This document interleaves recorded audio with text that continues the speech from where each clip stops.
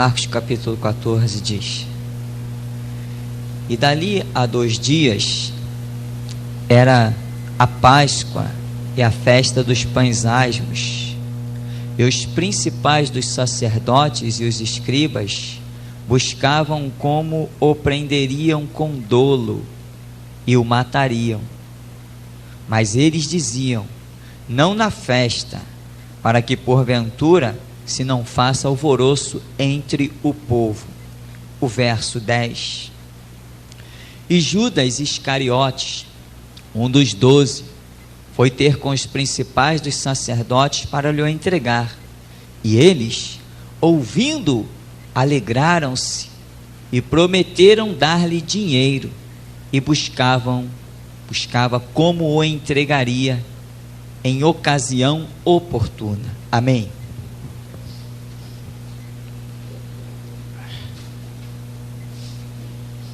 Irmãos, os escribas buscavam como prenderiam com dolo. O que quer dizer isso? Com engano, com mentira. Eles queriam prender Jesus, mas como o próprio Pilatos depois vai entrar na cena e vai dizer: olha, eu examinei este homem, mas não achei mal algum nele, não achei engano algum nele, não há culpa nele, eu vou soltar esse homem. Não, então eu vou açoitar ele e vou soltar ele. Não, se você soltar ele, você não é amigo de César, porque ele disse que ele é rei. Eu quero aqui contigo analisar um detalhe. Buscavam quem? Os principais dos sacerdotes e os escribas. Buscavam como prenderiam com engano, com mentira. Não é alguém qualquer. Entenda isso. Eram os principais sacerdotes e os escribas. Meu irmão, eram os principais da nação judaica. Eram os líderes da nação de Israel. Líderes não só políticos, mas líderes religiosos. Quem eram os escribas? Eram aqueles que mais sabiam da lei. Os escribas eram aqueles que transcreviam os pergaminhos. Eles copiavam o pergaminho o tempo todo. Eles conheciam a lei, eles conheciam as profecias. Mesmo que eles não quisessem ler, o ofício que eles tinham o levavam a conhecer a Escritura, porque o tempo todo eles estão copiando a Escritura. E os sacerdotes, os principais sacerdotes, a liderança, olhava para Jesus e queriam arranjar uma mentira, um dolo, um engano para o prender. Por quê? Eles estavam movidos de inveja. Esse era o motivo pelo qual eles queriam prender Jesus. Simplesmente inveja. E lá no verso 10, quando Judas foi ter com eles, eles ouvindo, alegraram-se e prometeram dar-lhe dinheiro. Então eles sabiam muito bem o que estavam fazendo. Aqueles que tinham no pergaminho, aqueles que ensinavam nas sinagogas, toda vez que o escriba ele ia transcrever a lei, ele era obrigado a escrever uma coisa que está escrito lá em Êxodo capítulo 20: não matarás. Ele era obrigado a escrever uma coisa dita assim: não dirás falso testemunho, nem contra ti, nem contra teu próximo, nem contra ninguém.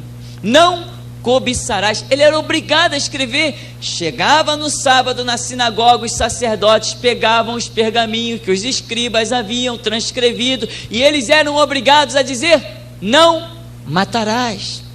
Eles eram obrigados a dizer: não dirás falso testemunho, não cobiçarás. Pois agora aqui, quando Jesus Cristo está no cenário, eles estão doidos para matar Jesus, estão cobiçando a posição de Jesus e estão organizando um falso testemunho para tirar Jesus de cena.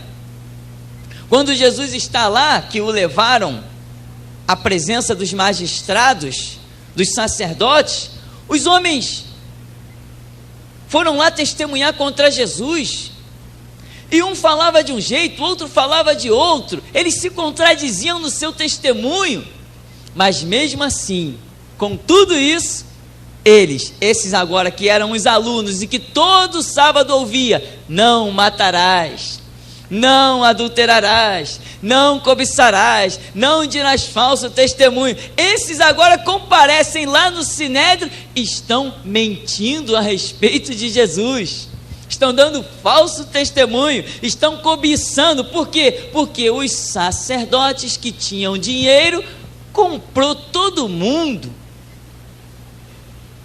pagaram um preço alto. Lembra o que Caifás fez quando Jesus Cristo ressuscitou? Primeiro, ele pagou para matarem Jesus, depois ele pagou para manterem Jesus morto. Como? Judas, toma aqui 30 moedas de prata. Pagou. Daqui a pouco os soldados tiveram aquele impacto: Jesus ressuscitou dos mortos, aleluia. E quando Jesus ressuscitou dos mortos, os soldados ficaram atônitos.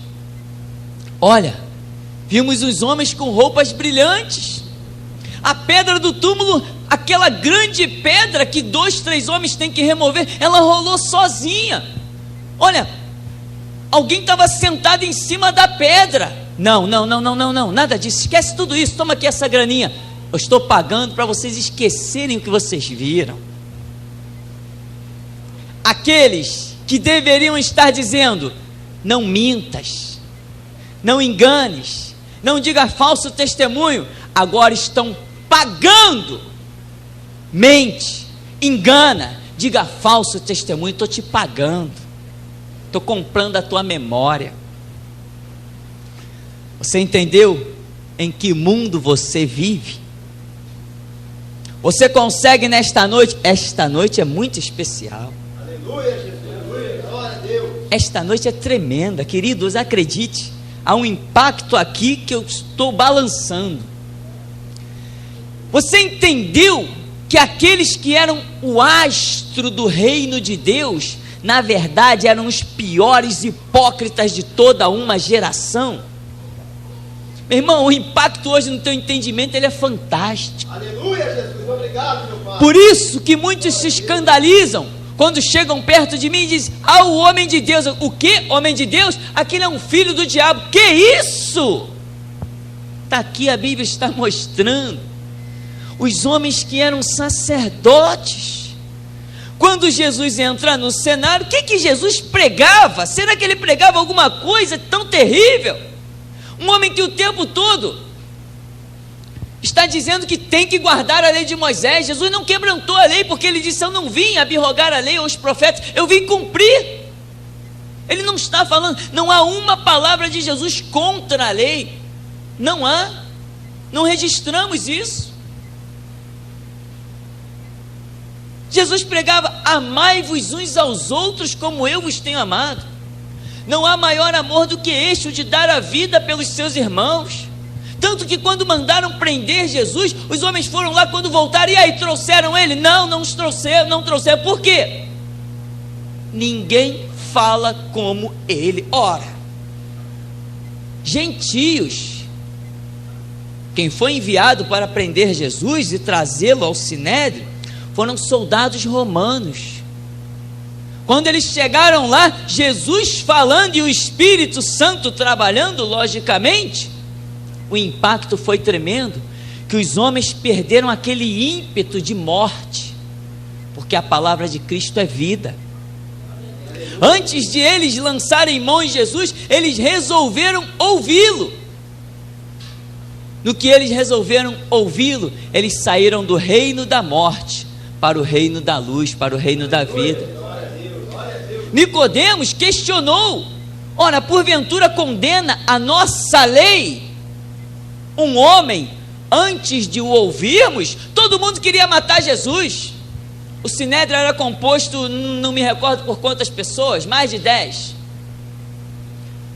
Todo mundo, vamos matar esse cara, vamos cortar a cabeça, vamos entregar o Império Romano, vamos fazer, vamos acontecer, vamos destruir com ele. O povo está seguindo a ele, o povo tinha que seguir a gente. Que história é? Vamos acabar com ele. Aí Nicodemos se levanta e diz assim: não, peraí, a nossa lei não condena um homem sem primeiro ouvi-lo. A nossa lei.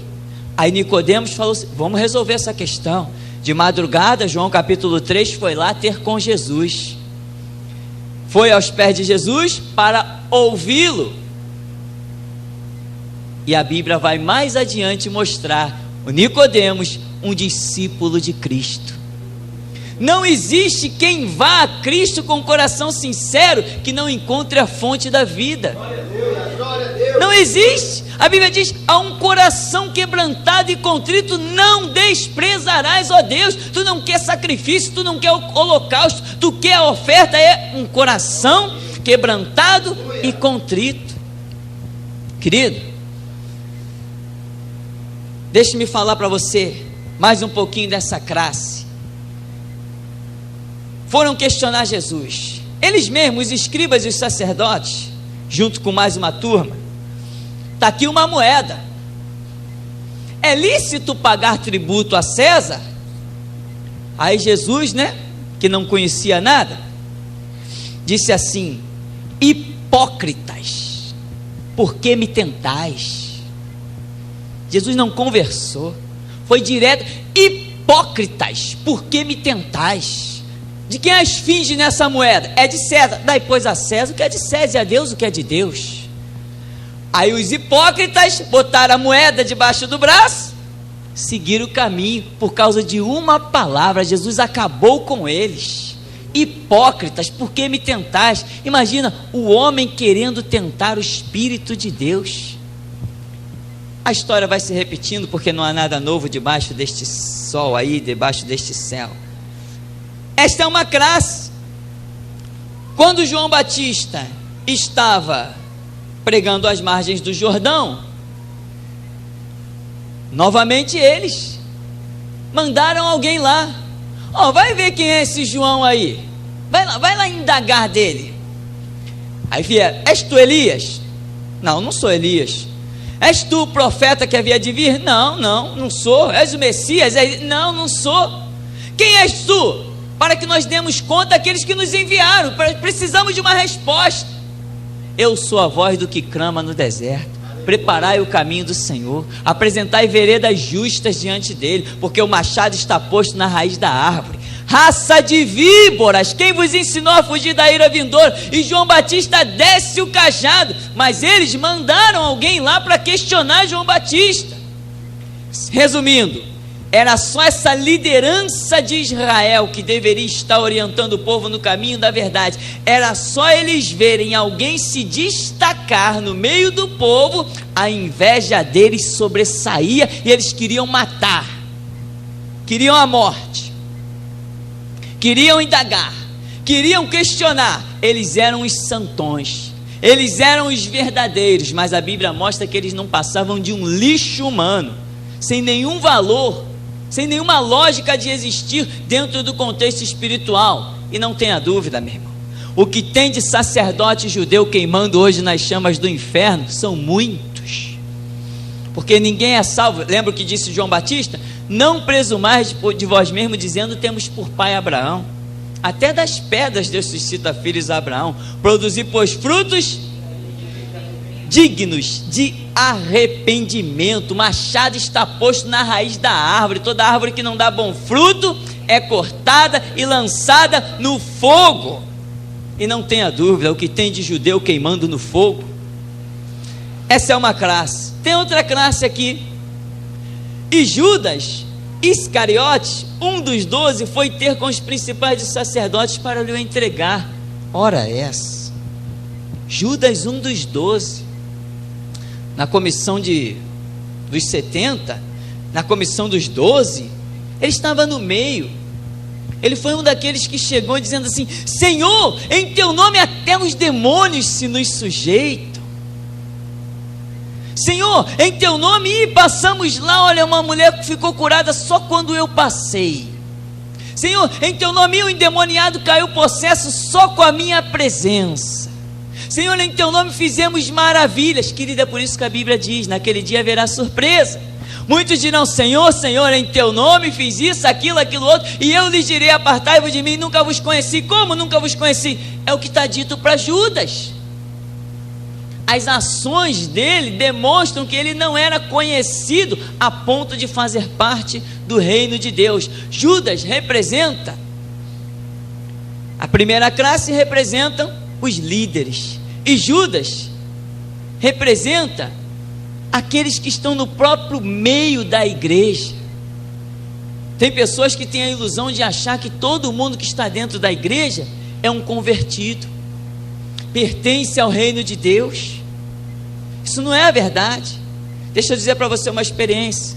Uma vez eu fui frechado dentro da igreja, porque no começo da caminhada nós somos inocentes, e eu estava congregando na igreja, eu achei que dentro da igreja todo mundo era santo. Então eu vinha pela rua com as armas todas até o dente, capacete, espada, escudo, tudo, eu vinha afinado. Quando eu botava os pés dentro da igreja, eu baixava todas as armas. Foi dentro da igreja que eu recebi uma flechada terrível, quase acabou comigo, mas o Senhor teve misericórdia de mim. Aleluia. E até aqui me ajudou o Senhor, porque às vezes da onde você menos espera é que vem. Você acha que Jesus, depois de subir a noite inteira, está em um monte a noite inteira orando para descer e escolher 12 discípulos? Você acha que Judas era um Zé Ninguém? Judas era alguém de valor para Cristo. Ele passou a noite inteira clamando pelos 12 que ele deveria escolher. Quando ele desceu diante da multidão, o Espírito Santo deu um sinal na cabeça de cada apóstolo para Cristo olhar e dizer assim: você, Pedro, vem para cá. Você, João, vem para cá. Você, Alfeu, você, Bartolomeu, você, Judas, vem para cá. O Espírito Santo apontou aqueles homens. Entenda, meu irmão, que o Espírito Santo já apontou muito grande homem de Deus na nossa nação, mas eles, a exemplo de Judas, caíram, perderam o seu principado. Se Satanás tinha toda aquela glória e hoje nada tem, a não ser reservado para ele as negruras das trevas, quanto mais homens. Então, nessa noite você está recebendo discernimento, você está recebendo a graça do entendimento. Você não tem que olhar para um homem e olhar a posição natural que ele tem, os títulos que ele tem. Aquilo pode não significar nada no mundo espiritual. E hoje nós temos essa vergonha aí, essa profanação de um é bispo, o outro é apóstolo, o outro é o apóstolo primaz. Eles não se contentam em querer ter o título mais elevado que o outro. É uma hipocrisia, um descaramento desqualificado. Mas por maior que seja o título deles, eles podem não estar valendo de um esterco. E normalmente é assim.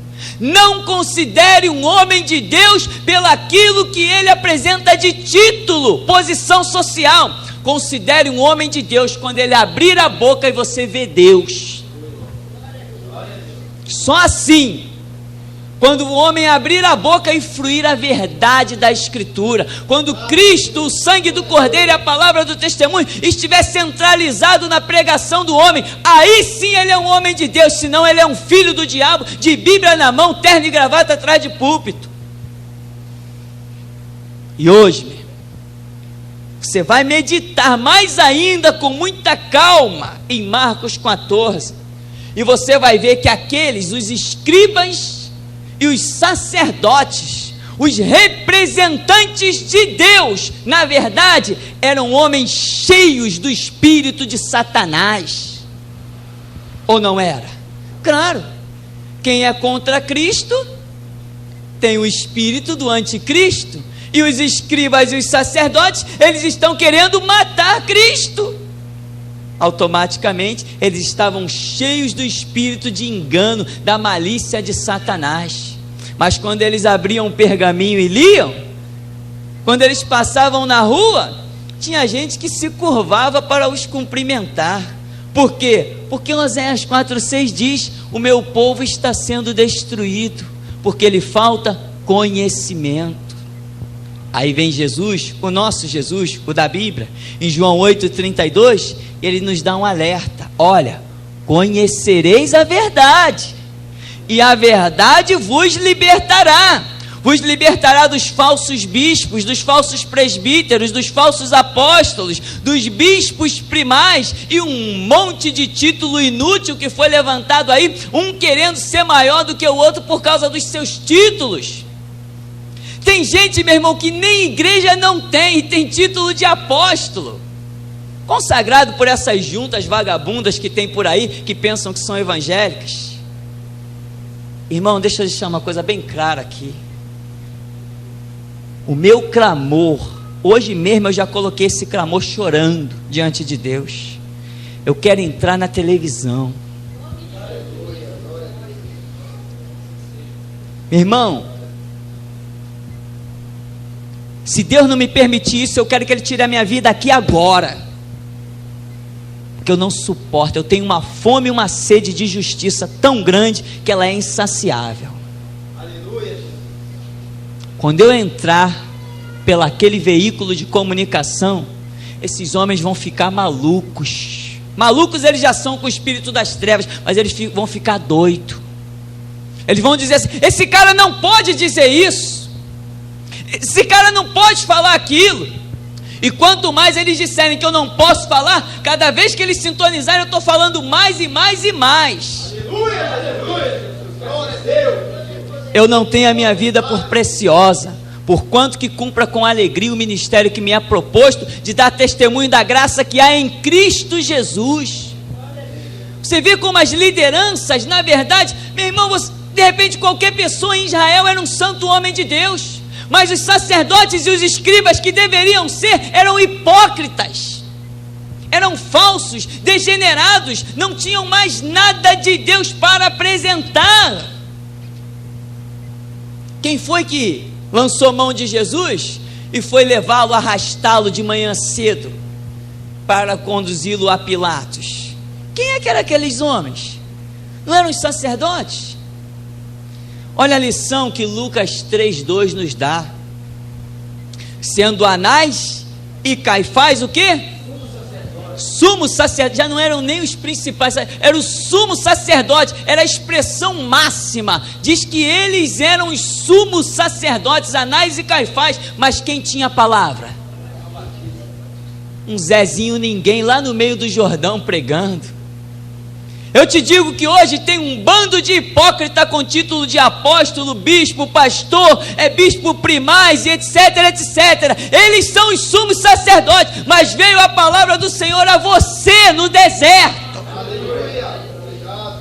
E quer eles ouçam, quer deixem de ouvir, eles vão ter que engolir. Quando eles quiserem contender contra você, eles vão ter que se curvar.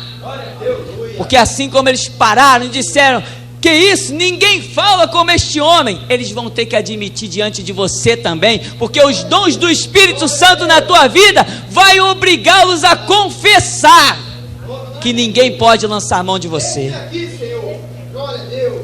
Fale, não te cales, e pela 10ª milésima vez me deixe dizer: estude Bíblia, coma Bíblia. Porque nesses últimos tempos os falsos mestres se proliferarão de tamanha dimensão que Deus só poderá contar com quem tem muito, eu disse muito conhecimento bíblico. É através do conhecimento bíblico, que é a espada do Espírito Santo, como diz Efésios 6,17, que ele vai pegar a palavra que você tem conhecimento, lançar pela tua boca e vai matar os teus inimigos. Aleluia. Eles vão ficar feridos, a palavra vai entalar na garganta deles, eles não vão conseguir falar nada contra você, terão que ouvir, porque quando Deus se fala, a terra treme e o mortal se cala, e Deus vai falar pela tua boca. Aleluia! quer eles ouçam, quer deixem de ouvir, a palavra de Deus não voltará vazia, mas cumprirá aquilo que lhe apraz. Irmão, vamos encerrar apenas dizendo: dali a 2 dias era Páscoa, a festa dos pães asmos. Os principais dos sacerdotes, os escribas, buscavam como o prenderiam com engano, mentira, e o matariam. Eles eram assassinos, estavam dirigindo o povo de Deus, eram assassinos, estavam maquinando matar um homem, eram assassinos. E assim hoje a igreja de Jesus Cristo está sendo dirigida por assassinos e mercenários. Aliás, o jornal, a televisão e o rádio estão divulgando isso abundantemente. Líderes assassinos e mercenários que estão fazendo do povo de Deus uma massa de manipulação, estão dirigindo a igreja, e o povo cego não enxerga nada, e como o povo não tem conhecimento, perece pela falta de conhecimento. E diz lá, Judas Iscariotes, um dos 12, um dos que conheceu a virtude do Espírito Santo, conheceu o poder de Deus, expulsou demônio, curou enfermo, tocava em Jesus, comia pão com ele na mesa. Este foi ter com os principais dos sacerdotes para lhe entregar. Eles ouvindo, alegraram-se. Quando eles ouviram aquela mentira, aquela hipocrisia, mas que satisfazia os interesses pessoais deles, eles se alegraram e prometeram dar-lhe dinheiro e buscavam como entregaria em ocasião oportuna. Aí eles disseram lá anteriormente: não entre o povo, para que não haja alvoroço, porque o povo amava a verdade e seguia Jesus Cristo como você ama e segue. Deixe-me dizer uma coisa: Deus está preparando para que você seja um grande líder na nação e no mundo. Mas não te espelhe nos líderes modernos, senão tu serás apenas um hipócrita mentiroso como eles. Espelha-te em Cristo Jesus, autor e consumador da nossa fé. O Senhor nos abençoe, em nome de Jesus.